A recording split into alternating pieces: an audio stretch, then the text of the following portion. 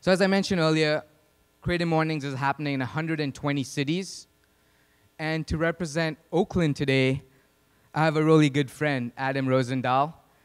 So over the last few months, we've become really good friends over meetings at the Hub, at Oakland Indie Awards.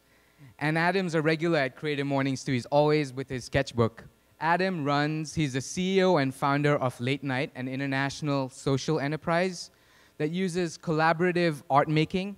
If you guys check the table out there, cool beats, really cool music, gourmet food and drink, basically to bring people together, to start conversations, and to engage the powerful idea of imagination.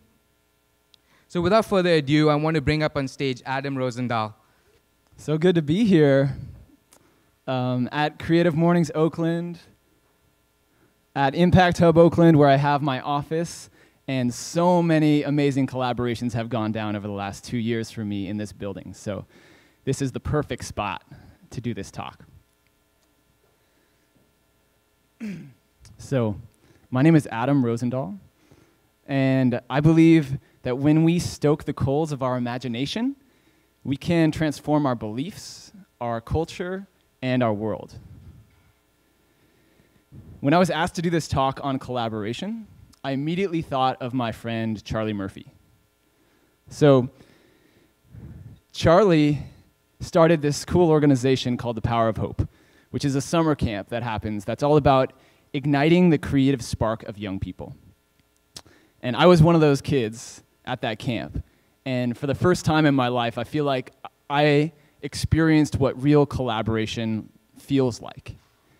And the work that he's done in the world has hugely inspired the work that I'm up to now. So I just want to dedicate this talk to you, Charlie. So the word collaboration is being thrown around a lot. There's a huge billboard advertisement right outside this building that says #collaboration is beautiful. And it's an advertisement for a company, right? So companies all seem to want to do this. People want to do it together. Everybody wants it because it's this really sexy buzzword, but I feel like it's lost a little bit of its meaning. So when I'm talking about collaboration today, in the work that I'm up to, I'm talking about that thing that happens when groups of people get together face to face and they create something together that none of them could have created by themselves. So what happens when people collaborate is they enter into this creative process where they don't really know what's on the other end. So there's this mystery in that, and it's kind of exciting. And so a lot of the work that I'm up to right now revolves around that mystery. So how many people here are currently working on a project with a group of people that they feel like they couldn't be doing by themselves? Just take a look around. Keep your hands up. Nice. Cool. So let's try to break this down. What is collaboration? What kills it? And how do we make more of it in the world? So when I was 13 years old, I got sent up to this summer camp in the Pacific Northwest. And I was the youngest person at this camp, and I was kind of a little shrimp of a person. I had a very small body and really big braces and a very low self-esteem. So I arrived at this camp in the middle of the woods, and I found myself in this really eclectic group of people. There were these really loud, passionate activists and professional artists and teachers who were formally dressed. And then there were also this huge collection of teenagers who were coming from really diverse backgrounds, classes, and representing cultures from all over the world. It was the most diverse group of people that I had ever been in up until that point. And against all of my strongest intentions to resist and kind of hold back, I found myself just thrown into this whirlwind of creativity with this group of people. And before I knew it, I was beatboxing and singing with this group of 75 people. Trinidad and the big Mississippi and the town Honolulu and the Lake Titicaca. And I just got lit up. I was so excited. My creative light switch got flipped on, and all of a sudden I was back home, and I was like, what just happened to me? I want more of this in my life. What was it that just happened? And I feel like it boiled down to three main things. The first ingredient was around saying yes and. In this camp, people didn't just affirm and support each other's ideas, but they added on to them. And when a large group says yes to each other and then adds on to each other's ideas, it creates this amazing collaborative environment that everyone can feel. Everyone could kind of tap in. Everyone was feeling that group energy that was created when they were affirming each other. The second ingredient was around building safety. So when I stepped into this camp, a lot of the young people at this camp immediately kind of separated themselves from each other. There was a lot of folks who were very quiet and shut down. They were very hesitant to kind of bring their voices forward. And what I saw over the course of the week is that people just started coming slowly and then quicker and quicker more out of their shell, and they got a little louder, and then by the end of the week, these young people are just screaming, and their full personalities are just out in the open, and they're singing together, and it's because they felt safe.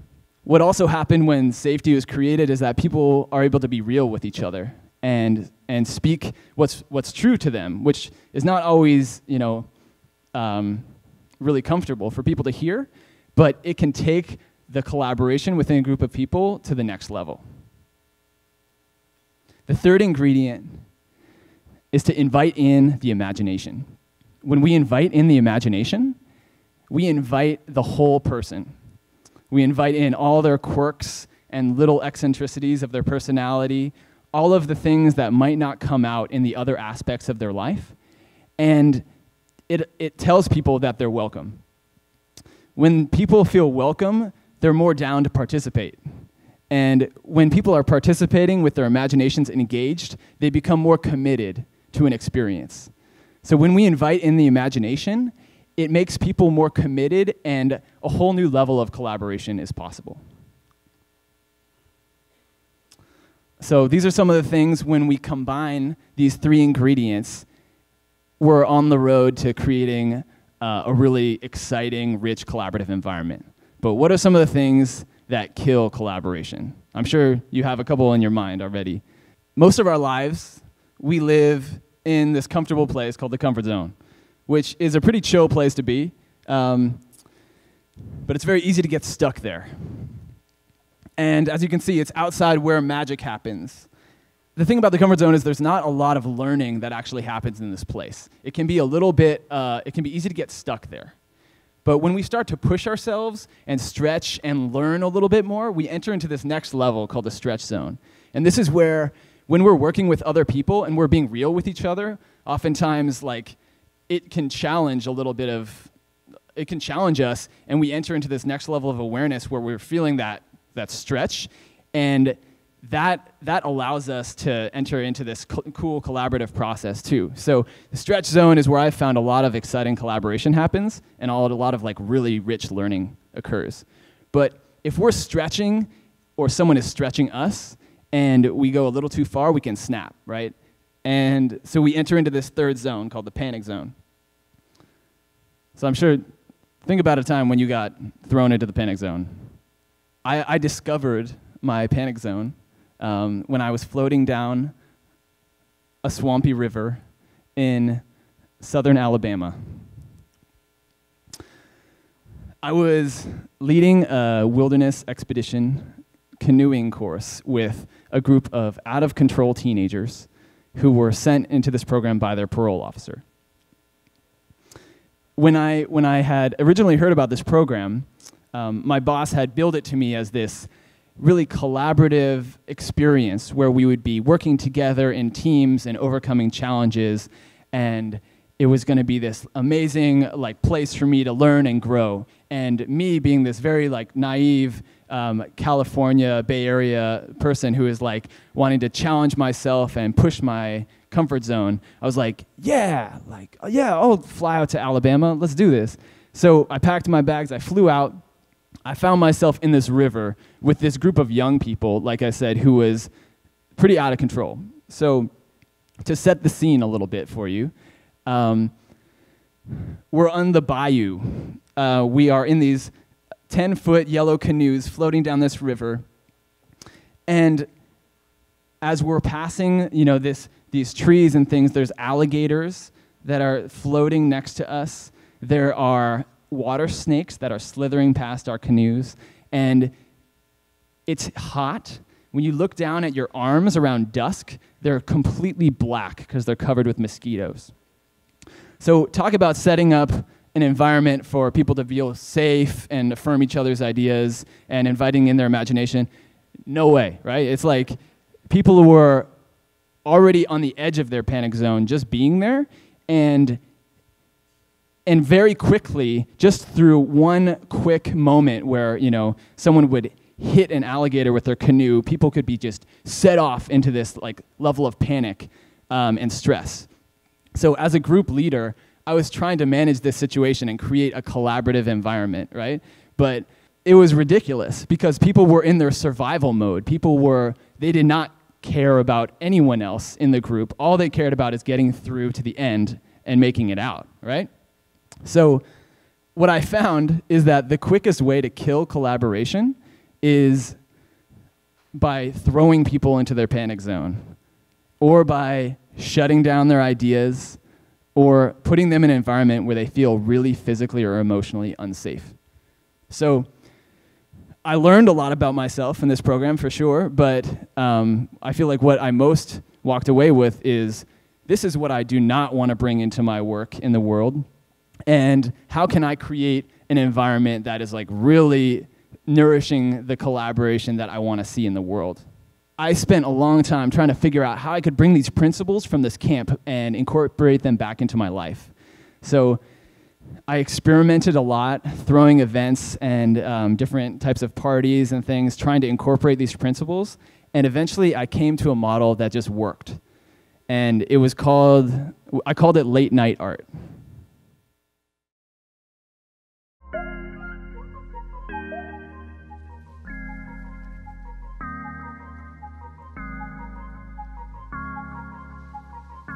Tonight, people don't know what they're walking into.